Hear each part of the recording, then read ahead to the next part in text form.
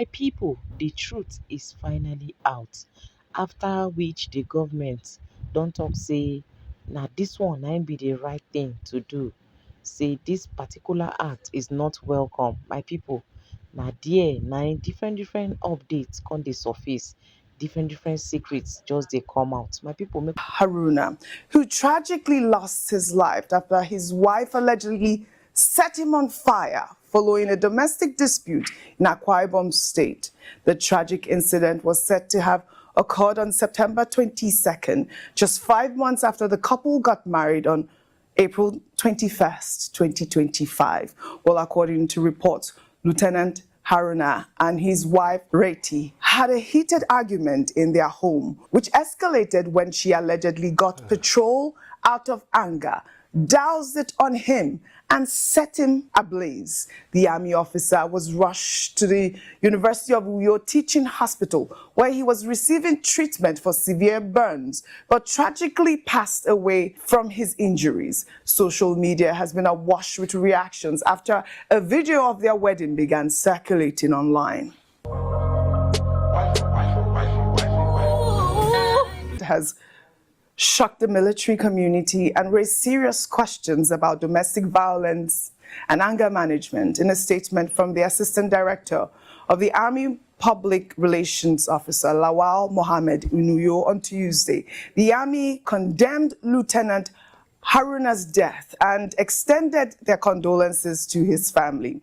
They stated that their preliminary investigation found that the incident took place after the heated argument between the couple due to a family crisis. The police are also investigating the circumstances surrounding his death, with the wife likely to face murder charges. Now, Dr. Bati, to think that the couple had been married barely 5 months before this tragic incident. Now, the military officer's life has been cut short, his career over. I mean, what does this say? This is really, really sad. May his soul rest in peace. Well, this is very sad. It's horrific. It is sorrowful that a couple who were smiling in April now ended up in tragedy, in tragic circumstances in September. And it is all the more tragic because this happens in many places, domestic violence, which has become a major problem in our society. Some states have agencies to address domestic violence. Some states do not have, but it is a serious problem. Now, nobody teaches marriage or marital relationships in any of our schools. It's not on the curriculum. And so society has something that people are not prepared for. People marry, they get into disagreements. They are coming from different backgrounds. Nobody has taught them how to navigate this. I think, this should be a wake-up call for society to look at issues of conflict management, also issues of marital abuse, also issues of mental health, because somewhere lurking in that territory is mental health. There is also a role here for families, for churches that, tie the knot for people to come together. Oftentimes people just come together coming from different backgrounds. They spend a lot of money getting married, but what level of counseling have they received, particularly in terms of the mental health of the parties involved? Yeah. Now, there's also an issue about androcide. And I think that, it's very important that you are bringing this up. Oftentimes, if it was a man that attacked a woman, it would be a big issue. They will say, femicide, marital abuse, domestic violence. Men are always like that. We have also seen in this country cases of women who are violent wives, who beat up their husbands, who kill their husbands. And I think on both sides, that should not be the case. Yes. And I think that society should put a structure in place to look into this. Now, the other issue is that this Mrs. Aruna, who has killed her husband, there's nothing under the, the marital act, that says a woman can kill her husband. She must be made to face the full wrath of the law. Absolutely. Justice must be done. All right. And I've seen people say, how can a lieutenant allow his wife to pour petrol on him and kill him? How is it just? He may just be a very decent man, and whatever the argument may be, there's no justification for him to have been killed. We commiserate with the Haruna family. We commiserate with the military. May justice be served. I hope that this investigation is speedy. May his soul rest in peace. Lieutenant Haruna, we commiserate with your family. Well, the wife, this is her story. She says she's not the one that set him up on fire. In fact, hear every details that she said that happened. How he was one that poured petrol on himself, how he was one that set the fire. Like, hear everything, how the army maltreated her, take her to guard room and lock her up. How, in fact, she said a lot of things in this, her voice note. Just listen to what she said. On the 21st, on the 22nd, on the 22nd of September, he came and dropped me off from work. His elder brother asked him to pack his things from the room and leave me and frustrate me. When I'm frustrated, I'll leave the room. So he bought a new mattress and then he packed to another room, to the store. The store had fuel and other things inside. So while he was packing, he accidentally hit the fuel. When he hit the fuel poured in the house. So he has been beating me. He has beaten me on so many occasions that I even had miscarriage. So he was threatening me with lighter that he's going to set me ablaze if my parents don't come to carry me. So immediately he said he set me ablaze.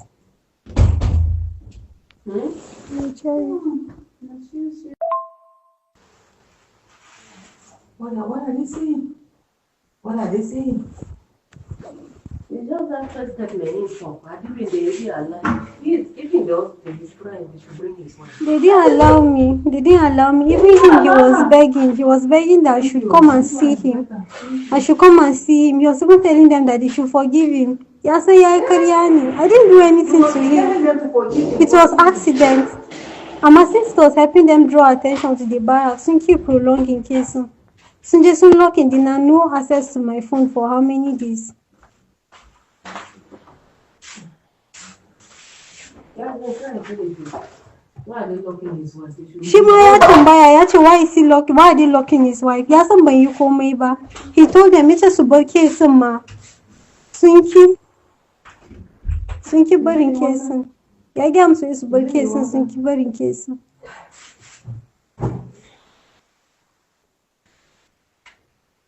Swinky burning case.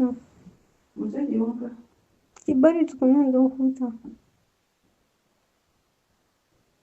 Da shi ne ya buga fuel din da kafan shi, da ya buga sai ya zuba, sai doka lighter da baya aiki, yan kamar yana wasa ne, ce I'm going to set you ablaze. She was joking, bai san lighter na aiki ba. Sai lighter da na ga ya rike lighter sai na kira CEO. I called the commanding officer, na gaya mishi, nace sir, this man is going to set us ablaze.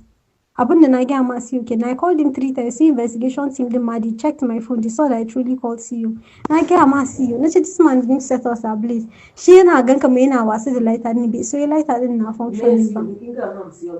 Bai answer me ba, ya ending call kuma bai sake picking sauran calls din ba. Next wurin ya biya kama wuta. Ya kama wutan ma kuma karami ne, mun iso bakin kofa. I wish I really said, and I was even threatening him. I said, I'm going to put this in live on TikTok. But I was just joking about the thing. But I even carried my phone. I said, I'm going to put this thing live on TikTok. But on TikTok. Soon depriving dinner rights to humanity. Okay, if you put think, what I'm supposed to go in the story, then you should cooperate the two story. Muganko is achievable. Think you so mutane su zo gidadin.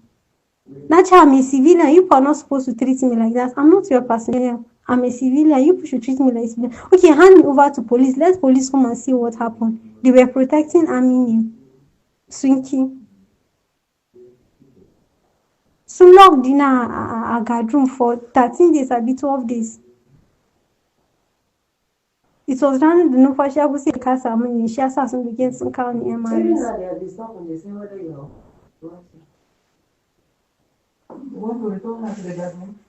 Who is disturbing? no, they'll keep asking, is he okay? We say no.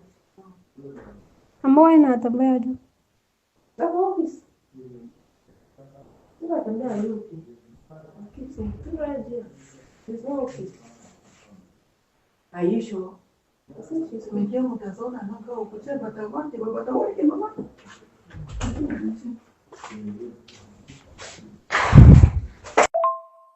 I need to know whether I will just say I'm not feeling fine so that I'll leave the garden. It's investigation process. Let me not influence their process. But anybody see my investigation not to now. So my investigation, I am not guilty. Why people still holding me there?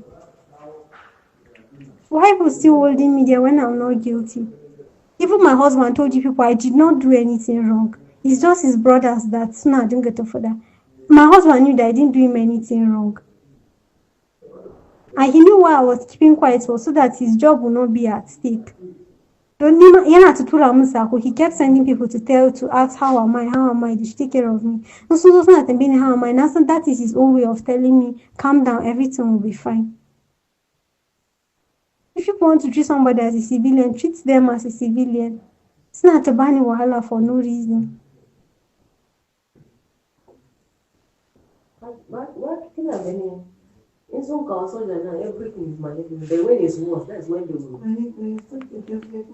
There is a new update on the case of the lady that they said she set her husband ablaze. I covered that story yesterday. The guy that lived in the barracks, the doctor who was also an army. So there is a new update.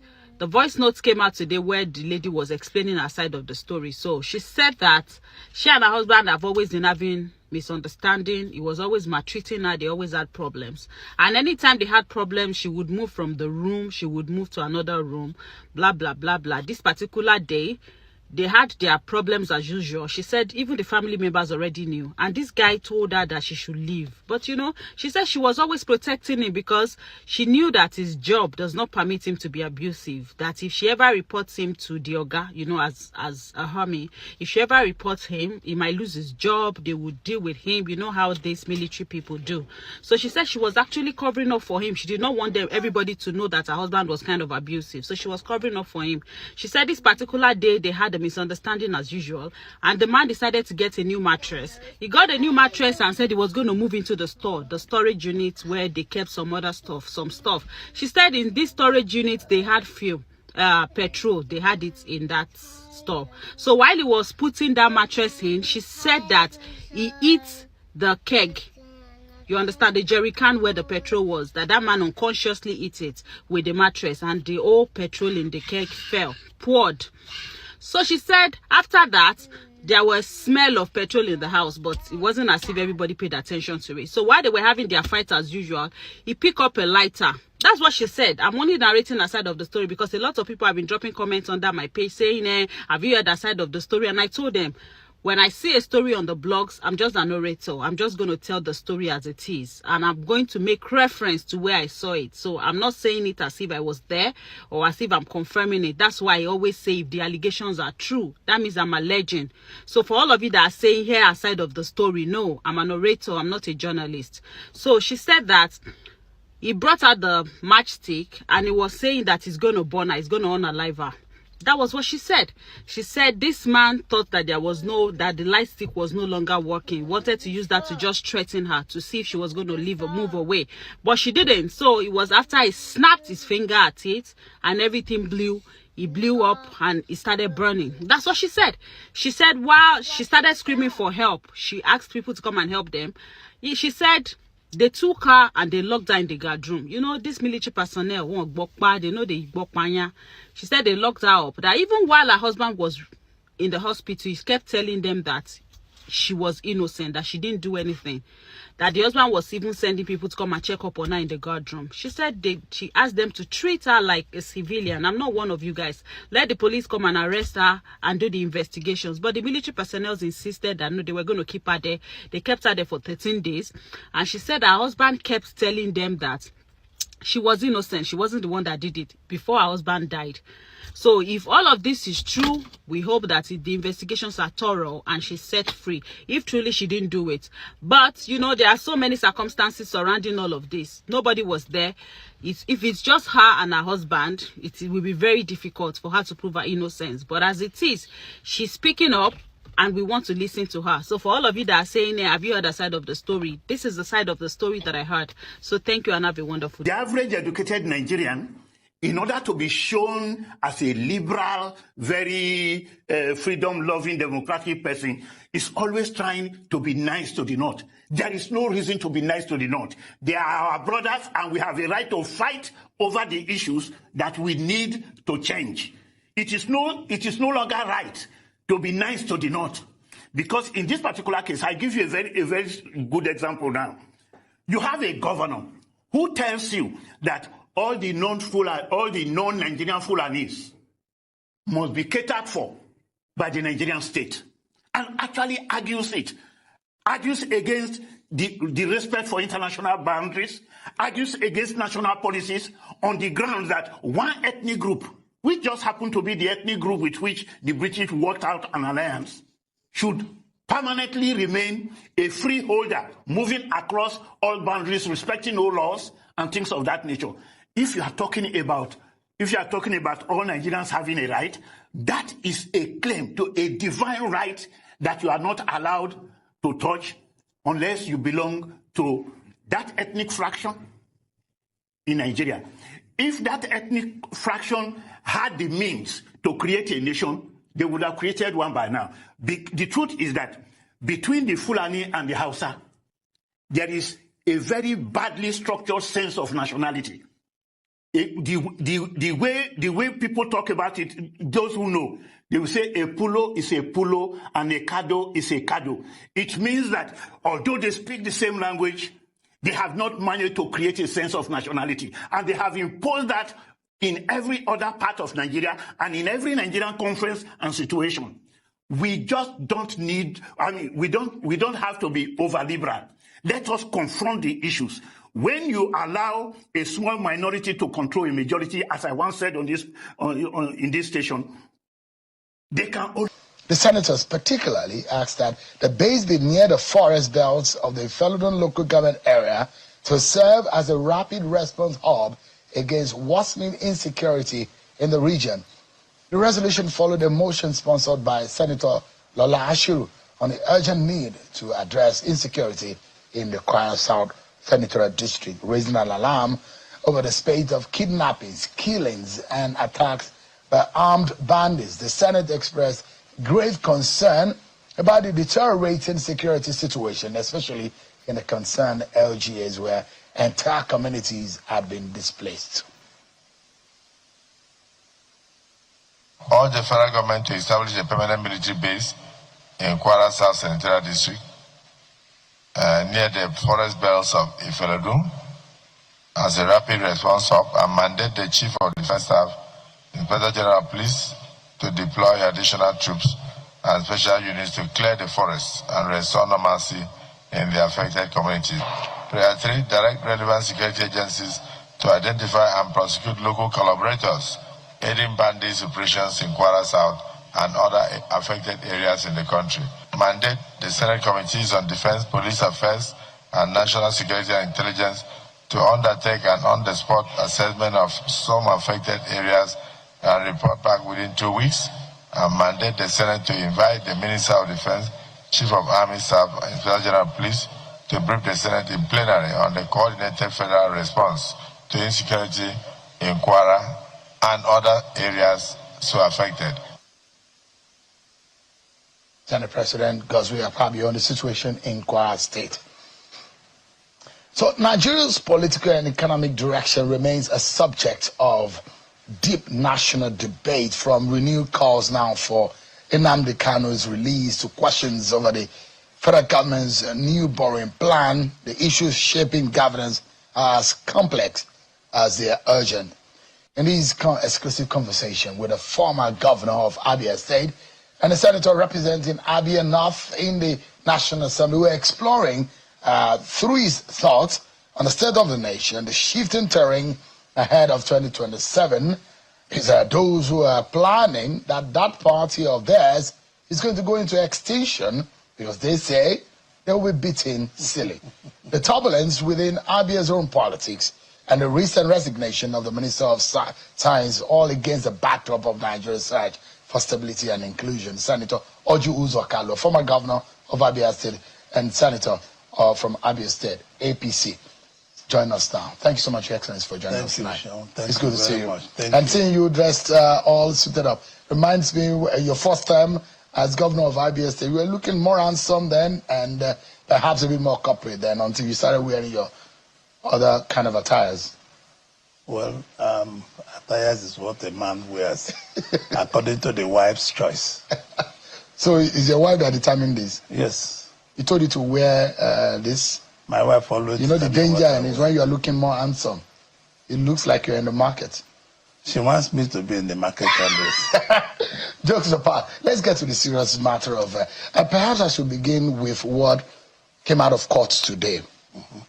In fact, yesterday, there seems to be a very heated debate between the Speaker of the House and a lawmaker from, federal lawmaker from Abia State, who stood up as a matter of privilege and saying that there is a need for Nnamdi Kanu to be released for medical checks. And there are those who are campaigning on the outside also that the man should be let go. But you are a leader from the state, a former governor, a senator representing Abia State, and those who are asking for Nnamdi Kanu. This, on one hand, has to do. It has a judicial angle to it, and it does have a political angle to it. How best do you think? You're a very good friend to the president. You're a son of Abia State, and you are in the center of all of this. What are you asking for? Well, thank you, Sean. You know, this case is before a court of competent jurisdiction, and I'm not sure it's a very good thing for me to come out openly to start canvassing my opinion without knowing the opinion of the judge. And on the point of the presidency, I think the president is also watching the judiciary axis. Remember, all of us are doing backdoor diplomacy as much as we can because of the respect, utmost respect I have for the judiciary. I cannot make Justice Omotosha look like a fool by discussing his case before a television station. And the president knows we have been talking to him on how best to resolve this issue. And I'm sure very soon the president will find how best it will be resolved. It's before a court of competent jurisdiction. Is this matter a top priority on the table of President Tinubu? I cannot say because I'm not present. But you spoke to him about it. I've discussed this with him many times, and what was his reaction? I cannot tell you what I discussed with the president. I mean, it's not to me. You're telling the people. No, people in Abia State. No. I cannot tell them what I discussed with the president. It's a privilege for me to have spoken to the president. So but what would you like? I mean, and I'm not asking you to discuss what I like is for them to solve the problem amicably. Politically, rather. Yes, after the judiciary pronouncement, because it's before a court. The Attorney General is there. Anybody can approach. The right process of discontinuing a case can be done by the Attorney General of Federation and not by people shouting either in the television or in their houses. We should respect Justice Omotosha. And this is what I've always told Nigerians. We must respect the decision of our courts. So your own prayer would be that Nnamdi Kanu should be allowed to go home so that you think that this will allow for permanent peace in the southeast? It will bring everybody equally. My decision is I cannot decide for the court now, but I have spoken to the president my opinion, and president have my opinion, and some of the legal people have my opinion, and I cannot say my opinion before you because this case is before Justice Omotosha. And I'm not asking you to discuss what is before just. I'm just saying what No, your opinion cannot no, it's conflict. only Nigeria. You're not discussing whether I cannot discuss is a terrorist or no. It doesn't make any meaning. Whatever it is, there is a need to come together and work out something between the federal government and that family. So I still believe that is possible. Look at what happened with Simon Ekpa and in the Finnish court, and what we are seeing in the Southeast. Before Simon Ekpa was being arrested, and the federal government in Nigeria, and I had spoken with the CDS at the time, and in fact I asked him the question at the town hall when he told me about what their plans, the prayer to the Finnish government about the activities of Simon Ekpa all the way in Finland and how it's affecting the Southeast region of the country. Sit at home, and it does look like there seems to be some calm in the Southeast region. What do you make of the Simon Ekpa situation and how it has been handled so far? No, I cannot discuss such things. Why not? Now? Because I have told you, I've discussed this matter with authorities, high authorities in Nigeria. That was in the Kanu's matter. Whether Ekpa's on, I've also discussed with the authorities in Nigeria. You seem to be a bit politically. You are trying to be political. Is it because this is going to affect you politically? No. Listen to me. You know my position about national issues. Because this case is before Justice Omotoshi. Simon Ekpa's case is not before. No, all of them are the same. They are before it's not, sir. The case of Simon Ekpa is not before Nigerian court, and I'm asking that since that case has been handled by the court in Finland, there seems to be a relative. Oh, was that your question? That was my question about Simon Ekpa and the fact that since Simon Ekpa is not there will be relatively peace in the Southeast. I'm not sure that is in the Kanu's group that are pushing for these problems, but if there is a way that we can sum up all political something and come together and agree on something. And where I have mentioned option A, B, C, D to the authorities. And if the authorities agree with what I profile, there will be peace very soon if they agree. With respect to Justice Omotosho's court. You are one that has told me, and I remember this was several years ago, it's about 14 years ago now, or 13 years ago, I interviewed you in your Victoria Island house in Lagos when you told me that the Igbos are marginalized, and you've said it recently to me also that the Igbos are marginalized. Look at what is happening in Lagos, for example. There are some senators who went to the trade fair complex and who said like whatever has happened there is some kind of marginalization. How do you see this? Yes, you can say that. You have not had. I'm sure that people have not used when President Tinubu was Governor Tinubu. I was Governor Chikalo in Abia. We had a long run that we were able to settle those matters. There were houses built on canals. I went to Aspanda, I went to Alaba Market, I went to Oshodi Market. On many occasions with Governor Tinubu then now President Tinubu. We inspected all those things and we were able to call town planners and how to ameliorate the sufferings of the people. And I'm sure Governor Showolu cannot wake up and want to suffer the Igbos. But if that is what they are doing, it is not the rightful thing to do. They could have come to a middle cross road. You have breaking the law, and this is the penalty of breaking the law, and this is what you will do. If when President Tinubu was Governor Tinubu, we sorted those things out, myself and him. And we were able to have a common ground. The position of the Lagos State government here is that they've given notices, and there is also this issue about the federal government and the state government, who has the control over land and its usage, and who owns the property, where the federal government's own property resides in a particular state, who has the upper hand, who is in control, who is in charge, whether or not those inhabitants or those who own those structures have legitimately gotten the right of occupancy or the right to erect those properties from the Lagos State. There are a lot of questions. No. Usually, strong. When the land is by water, you set back.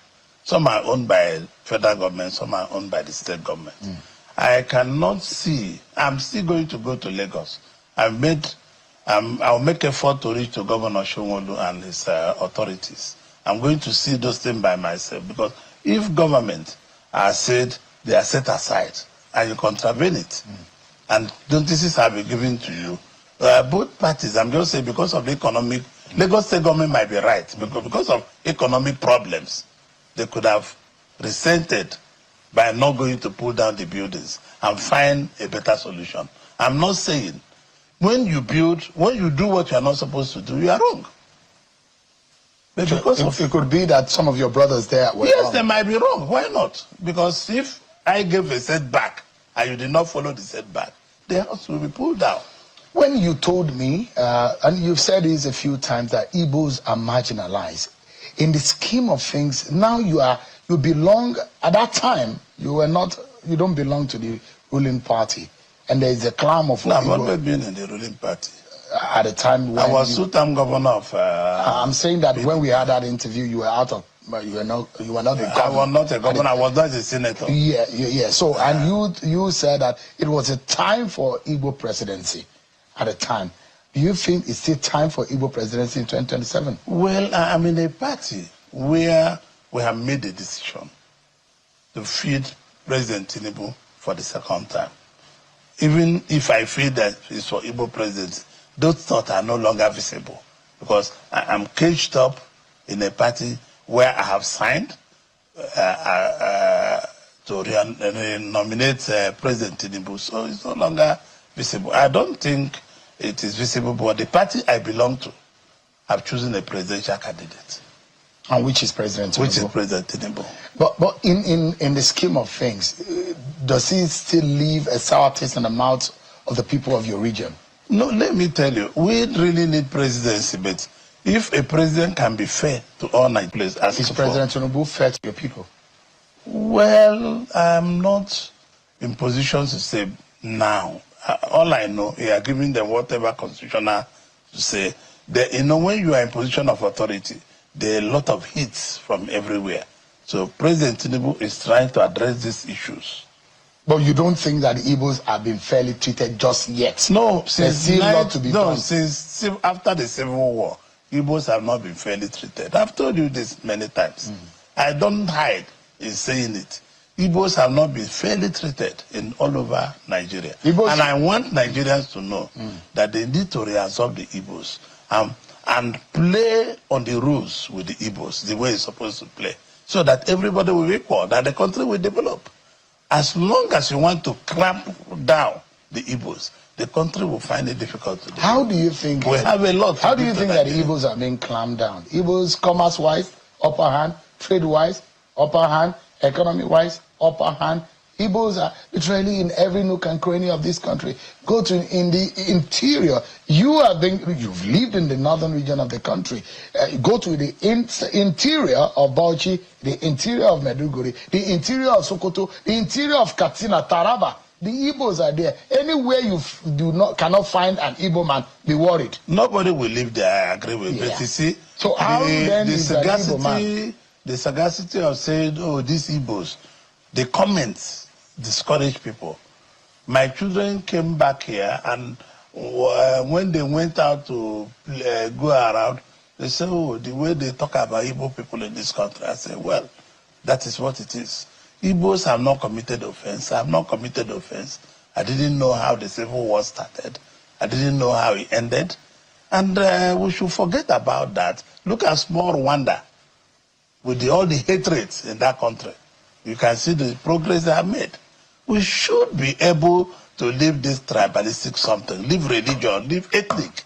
Leave the language I speak for almost 50 years now. After almost 50 you think years. that the Igbos are not forgiven or they are not No, reabsorbed? they have not been forgiven. How do you think we can correct this? It's by being fair to everybody. But what sense? like you have tried to drag me to talk about the court of Justice Omotochi, I told you no, because it's not fair to talk about that court. I'm following the law. What would be fair to be done to the Igbos that will make the Igbos think that just they are part rehabilitate of them the and put them of the as nation? a part of the country? How? Which President Tinubu is trying to do now.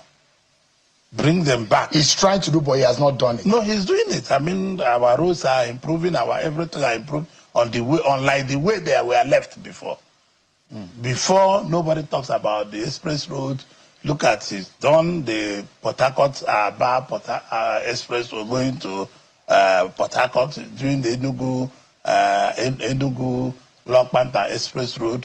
Is doing a lot of roads in our area, a lot, and a lot of investments that President Tinubu is doing, particularly in my state. Do you think that this issue that you are saying, this marginalization or not being unfair, do you think a lack of trust? Do you think it's one of the reasons why an Igbo man has not been Nigerian president since 1999? I might think so. Not only 1999, because you see, the country have grown so large that it will be difficult to break the country. People have intermarried, people have done investment, people have done all kinds of things. When you watch me, Sean, you watch, I will use Ejiba Football Club to always give you an example. When I was governor, the Ejiba Football Club was there. We never pattern on anything that is not the best. You see, the left foot back, Sean, Mohammed, Okafor, Ekpenyong, everybody. I used the best 11 to achieve what Nigeria wanted to do. And that is my belief. That is what is in my head. And I believe that every Nigerian have a role to play. And Igbo should not be demonized. Oh, Igbo, this, all kinds of names. My children were so upset the day when they went to Worcester Market. And we cannot... You think that Igbos are seen as second-class citizens in this country? Well, whether they are or not, I don't feel so. It's not written on me.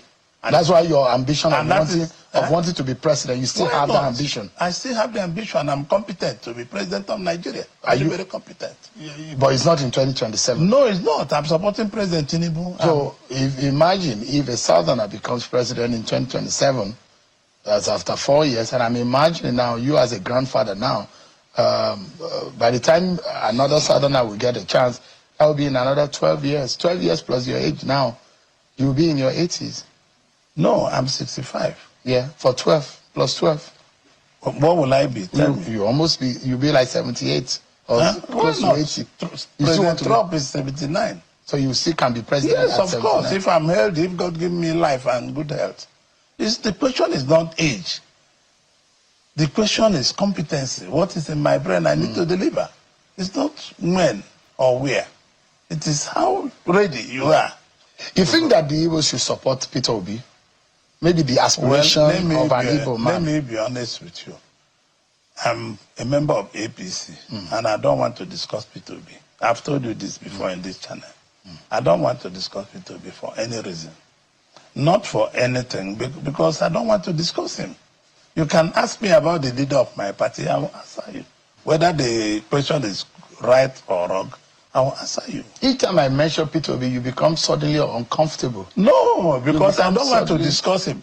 I've told you before, Sean. Yeah. Any day you want to discuss Peter Obi with me, give us 2 hours. You be in the model. Keep him there and keep me here. And we'll be able to sort it out. This is what I've told you. He wasn't even your generation of governor. No. He wasn't your class of governor. All of a sudden, does it look because he's now looking like a leader of the Southeast? No, politically speaking. It's not my leader. It's not my. I am the most important politician from that zone. I have won 2 states before of PPA. I have run for president before. My 4.9 million vote is still there. It's 2007, and we achieved a lot with PPA. We had ministers, we had ambassadors, we have all kinds of appointments with President Yaradua. And you cannot be telling me anybody can run for president. But what I want to tell you, I want you to discuss issues that concerns. Because, I mean, Peter Obi seems to be the most popular Igbo man. No, why don't you politically speaking? No, you are making it. If you're a Labour Party, keep it to yourself. Who? You.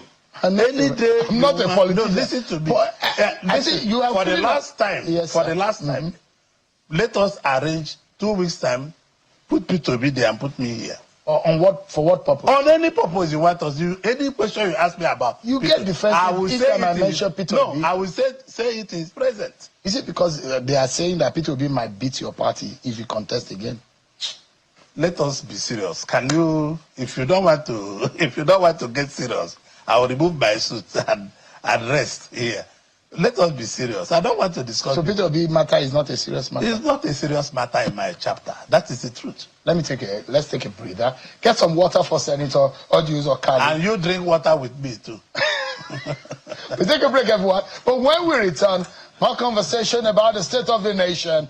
This government wants to borrow more. Is sending request to the National Assembly. I'll be asking the former governor of Abia said whether or not Nigerians should welcome that kind of request. We'll be back after this break, everyone. As a man say, na 20% he must take, and if I not give am that 20%, he go do me strong thing. But the thing I say, as a man no know as I take the day, where I take the day, as I take the survive. I tell as a man say no wahala, I'll give you the 20%, but the following are demands that must be met if you must take my 20%. Number 1, all government hospitals, pharmacies, healthcare centers must be completely free. Nobody should pay 1 naira. The moment you go there, you show them your tax ID, they should treat you for free. Number 2, all public primary schools, secondary schools, and tertiary institutions must be completely free. And for the primary and secondary schools, they must be provided with 2 square meals. Number 3, all government-owned refineries must be fixed. Not be all those who na audio fixing one and they fixes. This one, we want to see workings. Petrol go be water for the streets. All government housing complex, their rent must be below the minimum wage. Not come open that your quota, they tell me say you not go dey possible. Because if you calculate 20% for more than 100 million people, not be small block be that. Number 4, there must be 24-hour free buses in every city, every state of the federation. Once you show them your NIN, you dey enter for free, including train. Number 5, a committee must be set up that will look into, investigate, and tackle every government wasteful spending. The most important one, last but not the least, the penalty for anybody that is caught embezzling public funds. So if you guys are ready to put all these things into action, I pledge to give 30% of my hard-earned sweat for the betterment of the republic. Because to whom much is given, much is deserved. We not go give una this money, una call it waste time again. You come my community, you say the oil wey God give us, you say now una I get am. We not follow una drag, we leave am for una. Now you know they put eye for the small fish where they sell till they want to shop. But if you watch the video to this point, my comedy nation called Niger is at it again. Niger with another comedy news. What's this? What's this above? Say court order arrest of ex-INEC chairman Professor Yakub Mahmood. See, Nigeria, can we stop all this? Can we just stop things like this? Order for the arrest of who? The immediate past INEC chairman? See, Mahmood may not be INEC chairman as of today, but that doesn't take him away as one of Tinubu's favorites. And you cannot certainly touch Tinubu's favorite, can you? Or do you just want to make the news headline, which I know is always the case? You just want to make the news headline. So you are telling the world now that a court in Oshogbo, a certain court in Oshogbo has declared the immediate past INEC chairman as orders for his arrest for contempt. When he was still an INEC chairman, was he under immunity? Why didn't you just go for him then? You want to make news headline. You don't know when best to do this. Yakub Mahmood served Tinubu very well, not Nigerians. So he served Tinubu meritoriously against the wishes of Nigerians. And you think you can touch such a person by telling us nonsense like this? Go arrest him now. Let us see him arrested. And for what? Then you will know that he's a lawyer boy to Tinubu and he stays lawyer. You are able to see, they are even saying arrest him for contempt. Nigerians, watch out for Yakub Mahmoud's next appointment. It will shock you. So for those of you thinking he failed Nigerians, he actually failed Nigerians and did not fail one man that matters. Yes, one man that matters above 220 million people, because that's what the citizens has obviously accepted.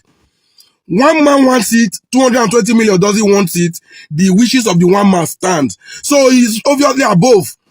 So Yakub Mahmoud also knows this. So he would rather not just create an enemy with that one man just to please 220 million people that doesn't even know their left from their right? That is it. So before you start attacking Mahmoud, he was an NHK chairman. He's the one. He was being used, like I've said before. And if you cannot vent your anger on the one using Yakub Mahmoud, then just let the man be. That's my point. So as for silly news like this, make una stop him. Arrest who? We are waiting for his next appointment. It's going to be extraordinarily juicy. You just watch out. The next appointment that is going to be given to the man you think messed up. Then you will know you are not in charge. You are not to decide who messed up and who didn't mess up. He messed up against Nigerians, and so what? Did he mess up against Tinubu? Did he mess up against APC? The answer is no. So that has given him immunity over stupid news like this. Why you are thinking of arresting him? Tinubu is already cooking something. Have you forgotten that he was honored? Somebody that said meritoriously, I was honored on exit. Now, I beg, see. News like this get me angry. And unfortunately, news like this is what you get in a comedy skit nation like Nigeria. Yakub Mahmoud. Court order his arrest. Mahmoud is bigger than all those court too. Having Tinubu on your side automatically means you are bigger than all those mother F fucking church courts. Man, I go arrest and see somebody that was honored, that bagged the national honor for serving Tinubu. In fact, my people, I don't know what you think about this joke anyway, but use the comment section, please. See you there. Hello and welcome. My name is Magnus Oraka. This is Woto TV. If at this point you are not ashamed to be a Nigerian, then nothing else will ever make you to be. I mean, come on, tell me something. Are you telling me that when you watch all these embarrassing scenarios that takes place in our daily lives, are you not ashamed? Or have you chosen to be held back by your ethnic and religious proclivities? That has to change, for crying out loud. Now, I watched the interview between Rufai Hussaini and David Umahi, Minister for Works. That is the most embarrassing interview ever to have taken place on a national discourse. A simple question. Can you give us an estimate of cost per kilometer? It's a valid question. It's a valid question. And the minister tried to hide his criminality off with a smile. He tried to shove it off or wave it off with a smile. That's not true. He was trying to say that El-Rufai does not know that he's a professor in engineering and blah, blah, blah, blah. Sometimes statistics are the only way you can convey messages to an average man. I'm not an engineer, but I need to know the cost. He was trying to say that, well, every terrain, soil texture, this is that. We are not looking at that. We are looking at the whole road. You said the whole road costs so per so billions of naira. What is the cost per kilometer? So that we can make a comparison whether a particular terrain of the road is too rocky or another one is too sandy. It doesn't matter. In the same way that there'll be another place that has good soil texture and good soil density and all the jargons that you're trying to use to confuse Rufai Hussaini. Thank God the man that Rufai Hussaini is very smart. And thank God he's fearless and holds his ground to get to the truth. Because Nigeria needs the truth. Nigeria needs accountability from these thieving politicians. Simple question. It's an average. In everything you do, people need to know the average cost per kilometer for the road. Besides, having said that, do Nigerians really need new roads? Nigeria currently has one of the worst road networks in Africa. There's a road from Numan to, because the last time I was touring Nigeria in campaign for Peter B, there's a road between Numan and Taraba, Numan and Jalingo. That road ordinarily shouldn't take you less than 30 minutes, but you can spend 3 hours there. 3 hours just to get to Jalingo from Numan. Then from Numan to Gombe, it's terrible. Then from Jos to Abuja, it's terrible. From Lokoja to Edo, terrible. From Edo to Warri, terrible. Lagos, the whole road. So what are we doing coastal highway for? You just bring some bogus project, give it some fanciful nomenclature to make it look as if this propaganda of this government is becoming worrisome. Coastal highway, that means the road will pass through the coast. That means outskirts of the country. Lagos Calabar coastal highway, whatever that means. We have many roads in Nigeria that needs federal government's attention. Many roads that have become death traps. Many roads that are now occupied by police, our thieving police security officers who use damaged parts of the road as checkpoints to slow passengers down for extortion. Nigeria, if you are still supporting this administration, something must be terribly wrong with your head. I mean, watch that interview. Watch that interview. That is Tinubu's minister. That is Tinubu's government. Are you not ashamed? Are you not supposed to be ashamed as a Nigerian? I am, because I have normalcy reigning in my brain. I don't want to say much. This thing has to stop. There is an urgent need to replace these recalcitrants. There's an urgent need to replace them. If you don't think so, then this country is gone. My name is Magnus Orak. Step life if he remains loyal to wike. But if he decides to rebel again, the River State I know, there will be serious chaos. But if he remains loyal to the, keep his part of the bargain. I'm trying to say the government can take some of that wike. We know how politics is in Nigeria. If you're a politician, before you get to a height, you have a godfather. But the Abia State government don't have a godfather. That's an exception. Okay. Yes. But generally, in Nigeria, you have to have a political godfather. And we know, we that come from that side, know that wike contributed more than 90% for Sim to be on that seat. Okay. And before you get that kind of level for wike to support you, you must have reached an agreement to do one or two things. I think so. So the first time they removed him, he tried to bridge a contract or an agreement. Let me not say contract. So if he remains loyal to what they have agreed before they brought him back, there will be peace in Rivers State. Okay, thank you. Well, political landscape of Rivers State. I've always maintained that if someone helps you get power, don't try to double-cross them. I know that Fubara might think that he was trying to fight for the people of Rivers State.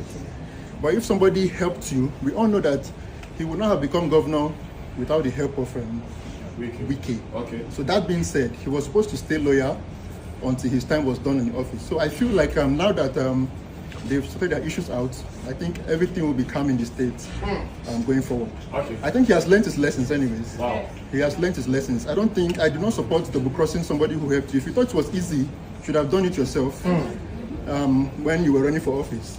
But he single-handedly picked you and put you there, and he thought that now you've become governor, you are strong enough to go against him. So for now, he has learned his lessons, and I feel like tensions will be coming. Okay, thank you. Laws of power that says never outshine the master, and he has learned his lesson. And when you say political tension, there was none to begin with. He doesn't have the power to cause tension. So, and I just think he has learned his lessons, and it's not just a lesson. It's going to be dealt with. Power is not something you just play around with. So the people of Rivers State will have their peace. Political tension and power still remains with one person, which is wike, and that's simple. Wow. In as much as I'm not a proponent of what happened to Fubara in Rivers, I think the peace will reign, because we all know there is an aberration that happened in Rivers, because what happened is not democracy we are practicing. And if you look at the optics, you know that he was not really armed to fight his godfather, because it's clear to everybody that what happened in Rivers between the godfather and the godson. So him himself, he have been pushed to the wall, he have been whipped.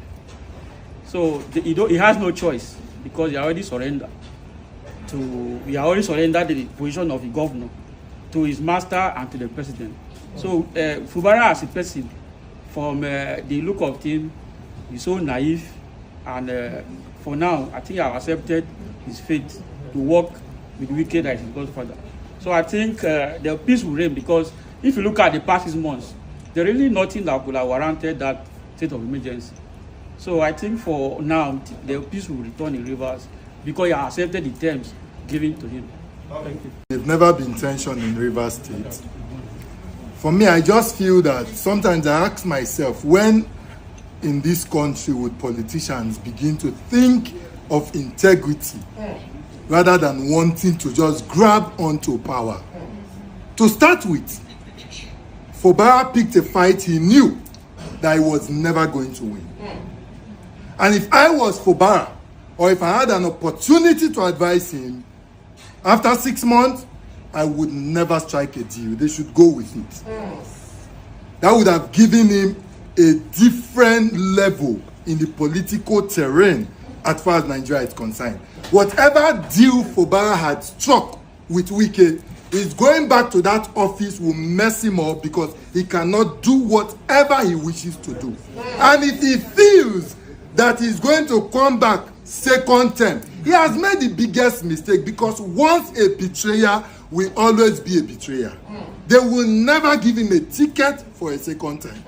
The best Fubara would have done was just to that attention of Nigerians, say, look, you've messed me up.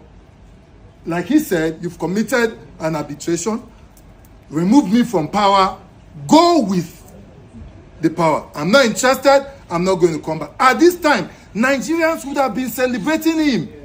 And most probably, if he had even gone to a different political party to pick a ticket, then the Rivers people would have said, okay, let's make a statement. That would have been it.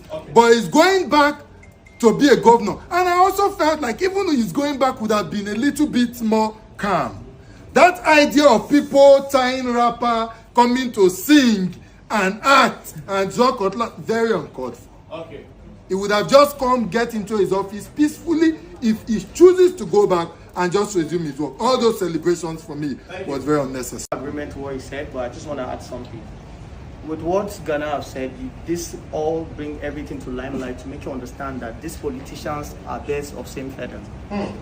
They are really all interested in what they can get and what they can eat. So irrespective of the fight you all think is going on is for the people of River State, is just covered under it. It's for their selfish benefits. So when two lions fight, it's only the grass that will suffer it. So I advise people at all point in time to realize that these people ain't fighting. So my people, make una come, make we chook mouth put.